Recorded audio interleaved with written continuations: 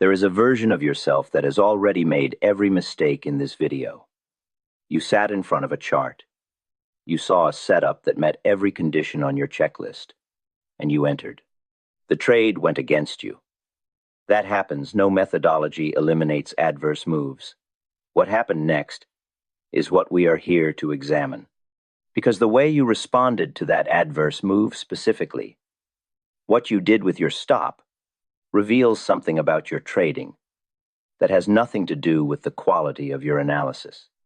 It has everything to do with a set of deeply ingrained behavioral patterns that the market, through the composite man, has spent decades learning to exploit. In 40+ years of studying price and volume, I observed that traders lose money in predictable ways, not random ways, predictable ones.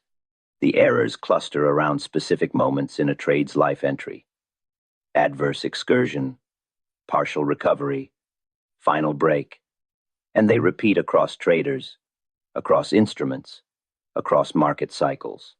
The tape does not change. Human psychology does not change. And the large operators who have learned to read and profit from that psychology do not change either. By the end of this, you will know the 5 most costly stop-loss errors I have documented, not described in vague terms, but precisely enough that you can look at your own recent trades and recognize which ones apply to you. And that recognition, uncomfortable as it may be, is the beginning of changing the outcomes. If any one of these 5 errors has cost you a trade in the last 6 months, write "aware" in the comments the moment you recognize it. Not at the end, the moment it lands. Subscribe now, because this is not a list video in disguise. Every error here is rooted in Wyckoff mechanics, in Wyckoff mechanics, in Wyckoff mechanics, and understanding why these errors exist within the structure of accumulation and distribution will change how you think about stop placement permanently. Hit like before we go further, not as a favor, but as your personal commitment that you're going to use this differently than you've used everything else you've watched. The first error is the one I saw most frequently, and it is this: placing the stop where you want price not to go, rather than where the market structure says the trade is wrong. These are not the same location. They are often separated by a significant distance, and the trader who confuses them pays that distance in repeated small losses that accumulate into large damage. Here is the mechanism. A trader identifies an accumulation range. They see the spring, that penetration below the range's support that shakes out the weak holders and tests the remaining supply. They enter long after the spring, correctly positioning themselves for the markup phase. Then they ask, "Where is my stop?" And the answer they arrive at is shaped by an unconscious process that goes like this: if price goes back to my entry price, I've lost nothing. If it goes 1% below my entry, I've lost a manageable amount. I'll place the stop 1.5% below entry. The stop is placed. It is calculated from entry, not from structure. The problem is visible immediately if you draw it on the chart. The structural stop, the level below which the spring narrative is demonstrably false, is below the spring low, with an appropriate buffer to accommodate testing. The arithmetic stop 1.5% below entry may be significantly above the spring low. It sits in the middle of the natural testing range. It sits precisely where the secondary test, the ST after the spring, the pullback that confirms supply has been absorbed, is likely to probe. What you see on the chart in this scenario is a perfectly normal, structurally constructive event. The secondary test arriving with contracting volume and narrowing spread, doing exactly what it should. Stopping out every trader whose stop was placed at a convenient arithmetic distance, rather than a structural one. Those traders exit. Volume contracts further. Price reverses from the test. The markup begins. The traders who were stopped out at the arithmetic level watch the very move they correctly identified unfold without them, and they reach one of 2 wrong conclusions: either that their analysis was flawed, or that the market is deliberately targeting retail stops. The analysis was sound. The stop placement was the error. The law of effort versus result is relevant here in a specific way. A secondary test arriving with minimal effort, low volume, narrow spread is telling you that the supply which prompted the original spring penetration has been fully absorbed. Low effort, low result in price decline. That is a constructive reading. Your stop should be at a level that would only be reached if high effort surging volume, expanding spread to the downside, were producing a decisive result of a continued break below the spring. The arithmetic stop ignores effort entirely. It responds only to results specifically, to the dollar result at entry. This is the wrong input variable for a Wyckoff trader. The second error is the mirror of the first, and it is subtler. It is the error of placing the stop technically correct below the spring low, above the upthrust high, but at a distance so wide that the position size required to keep it within acceptable risk parameters makes the trade economically irrelevant. The trader acknowledges structural stop placement in principle, but executes it in a way that renders the methodology impractical. This error appears most frequently during high volatility periods, elevated VIX environments in equities, or during the high beta phases of cryptocurrency cycles. The instrument's natural range expands. The spring penetrates deeper below the range low before reversing. The structural stop, correctly placed below that deeper spring low, is now 50, 60, 70% away from the entry in a cryptocurrency context, or 10 to 15% away in a volatile equity. The trader looks at the required stop distance, recognizes that their full-size position would represent a risk-to-capital ratio they cannot accept, and makes one of two mistakes. They either take the full position with the structurally correct stop and accept risk they cannot psychologically handle, which causes them to close the trade manually before the stop is hit. At an arbitrary moment driven by discomfort rather than structure, or they take the full position with a tighter stop and reintroduce the first error. The correct response to a wide structural stop is not to abandon structural stop placement. It is to reduce position size until the dollar risk from entry to stop is acceptable. If the structural stop on a Bitcoin position requires a 20% distance from entry, you reduce the position to 1/5 of your normal size, or you wait for a later entry in the same campaign, a position at the last point of support, which I'll explain in a moment, where the structural stop is tighter because the evidence base for the trade has grown more substantial. The analogy here is a surgeon operating with an unfamiliar instrument. A skilled surgeon does not perform a delicate procedure with a tool sized for a different operation. They use the correctly sized instrument, or they do not perform the procedure. There is no middle path that involves using the wrong sized tool but applying it carefully. Similarly, there is no middle path in stop placement that involves using an incorrectly positioned stop but monitoring it carefully. The structural logic either applies or it does not.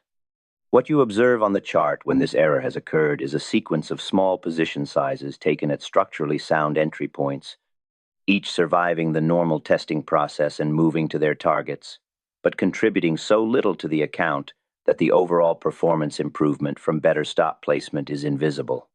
The mechanical improvement is real. The financial benefit is not captured because the position sizing conversation was never had. The third error is one that goes by the name of the moving stop, and I want to distinguish carefully between two versions of this error, because one is more destructive than the other. The benign version of moving the stop is moving it upward on a profitable long trade as the campaign progresses and new structural evidence emerges. This is correct trailing stop practice within the Wyckoff framework, and I will return to it. The destructive version of moving the stop is moving it further away from entry, widening it in response to a trade moving against you. This is the stop error that most traders, if they are honest with themselves, have committed more times than they can count. The mechanism is loss aversion, the well-documented cognitive pattern in which the psychological pain of a realized loss is approximately twice the pleasure of an equivalent realized gain. A trader who is sitting on a paper loss that is approaching their original stop level begins to experience this pain asymmetrically. The stop is about to be triggered. The loss is about to be realized. And in that moment, the mind generates rationalization.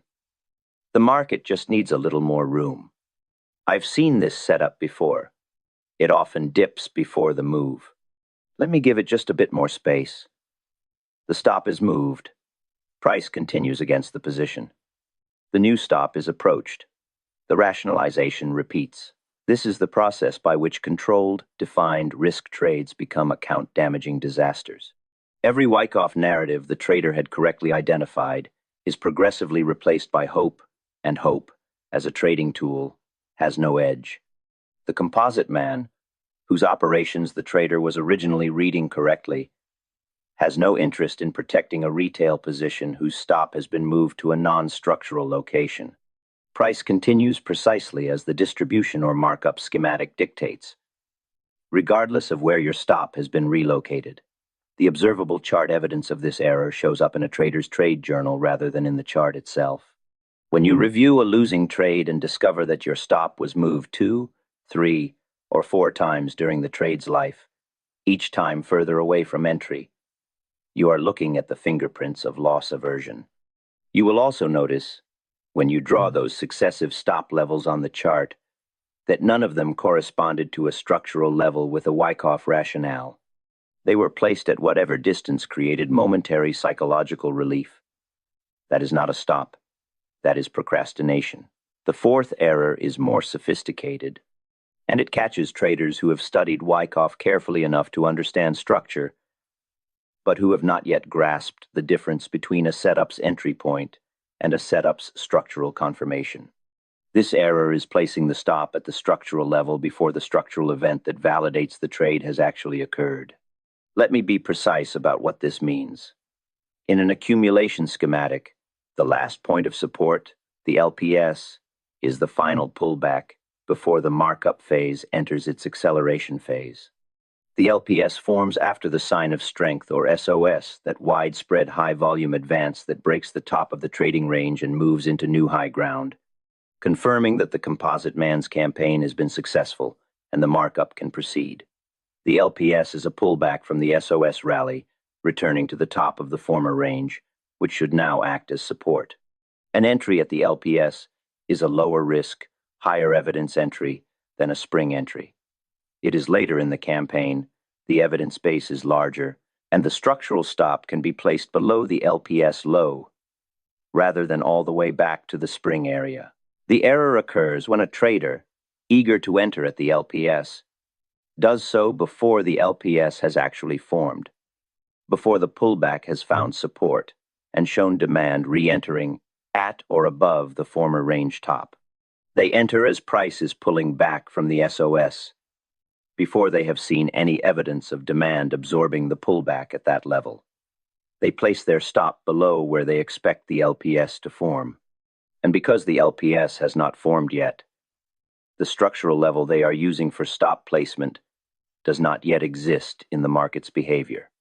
It is a projection, not a confirmed structure. This error is driven by impatience, the cognitive need to capture the entire move, to be in the trade from its earliest possible moment.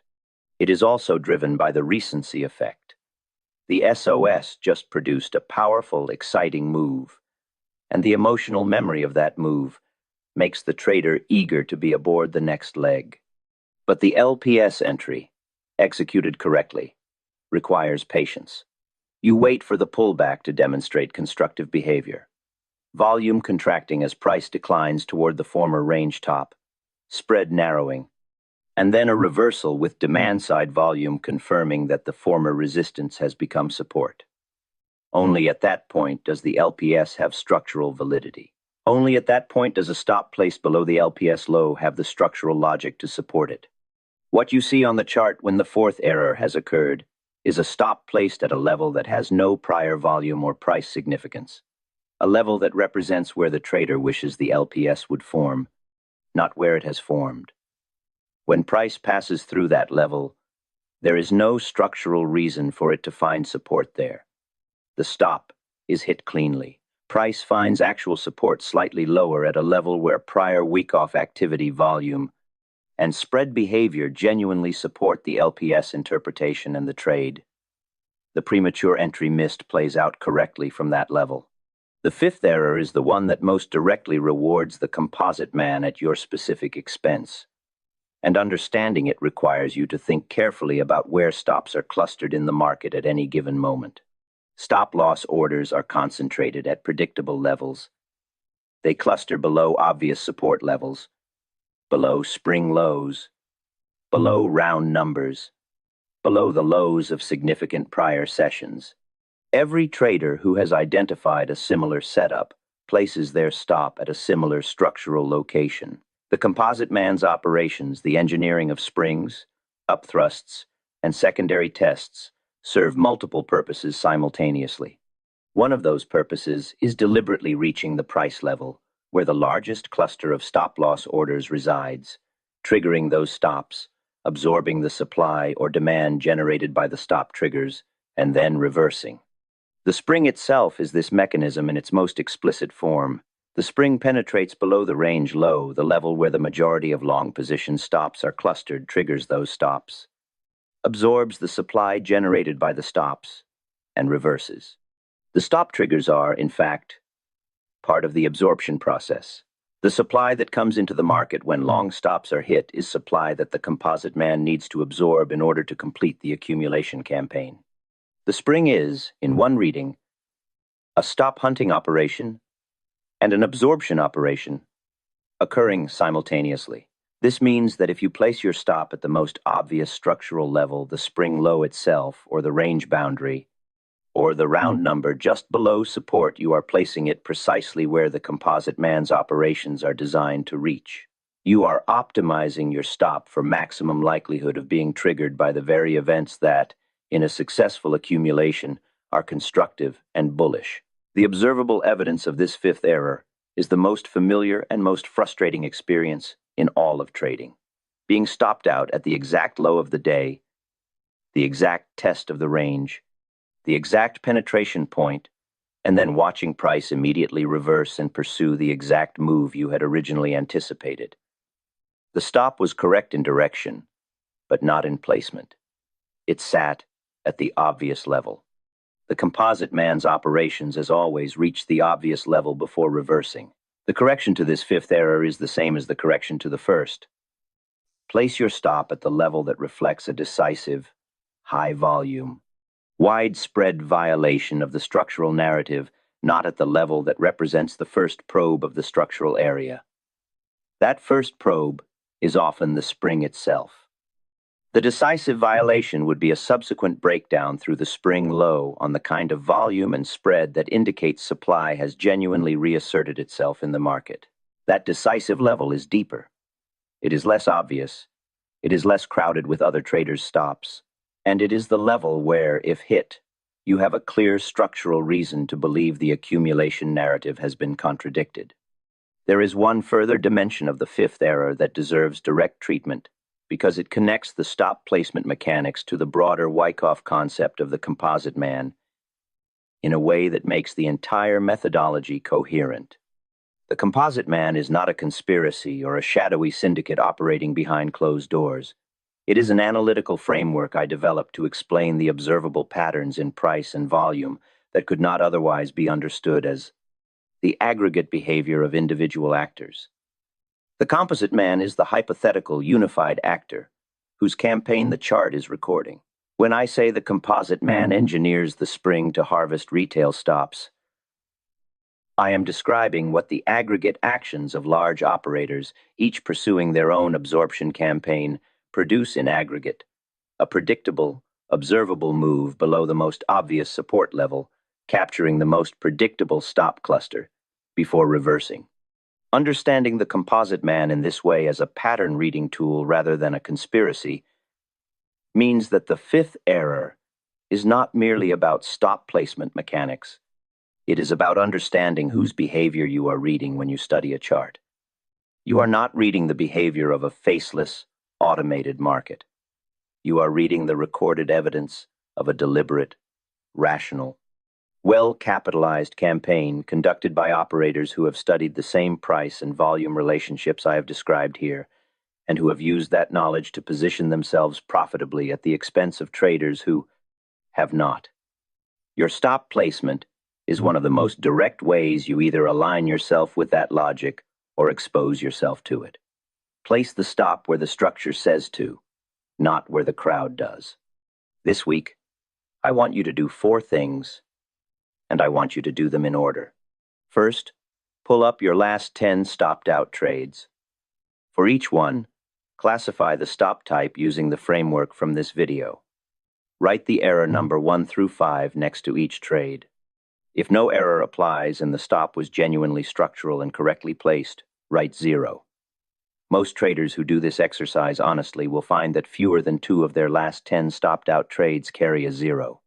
Count how many zeros you have and write that number down. That is your baseline. You are going to improve it. Second, take one of your error-classified trades, choose the one where the stop error cost you the most money, and reconstruct the structural stop that the Wyckoff framework dictates for that setup. Mark it on the chart. Measure the distance from entry to that structural stop. Calculate what position size would have been required to keep that distance within your standard risk parameters. Write whether that position size is larger or smaller than what you actually took. This single exercise, done honestly, will show you whether your standard position sizing is calibrated to your actual structural stop distances or to your comfort level. Third, for any live trade you currently have open, write down the exact structural reason your stop is placed where it is. 1 sentence. This stop is below the spring low from date, because a decisive break below that level would contradict the accumulation narrative I have identified. If you cannot write that sentence, if you cannot name, in this date, the structural reason, examine whether your stop is structural or arithmetic. If it is arithmetic, recalculate the structural stop now, before the market opens. Fourth, write in your journal, the market cannot see my stop. It can see where stops are clustered. Then write what that means for how you will place your next 3 stops. Write specifically, not philosophically. You arrived here aware at some level that your stop placement needed work. You are leaving with a taxonomy of the 5 specific errors and a precise understanding of the Wyckoff mechanics that explain why each one damages you. The errors are not random. They are predictable responses to the composite man's deliberate engineering of price and volume. Understanding the engineering means you can stop being its predictable victim. The statement I want you to carry from this is simple. Every stop you place at the obvious level is a gift to the operator who engineered the trap you identified. Place your stops where the structure is genuinely violated, not where the structure is merely tested. Now that you understand the 5 errors and their structural corrections, the next question pressing on you should be this. If the composite man is specifically engineering price movements to harvest your stops, how do you read the volume signature of a genuine violation versus an engineered test? And what does that reading look like on the chart in real time, bar by bar? That is what comes next. If this reframed something in how you see your own trading history, hit like not for me, but as a reminder to yourself that you're going to use this taxonomy the next time you set a stop. If you wrote aware in the comments at any point during this video, you have already demonstrated the self-awareness that separates traders who improve from traders who repeat the same patterns indefinitely. Subscribe and stay with this work. The framework builds on itself.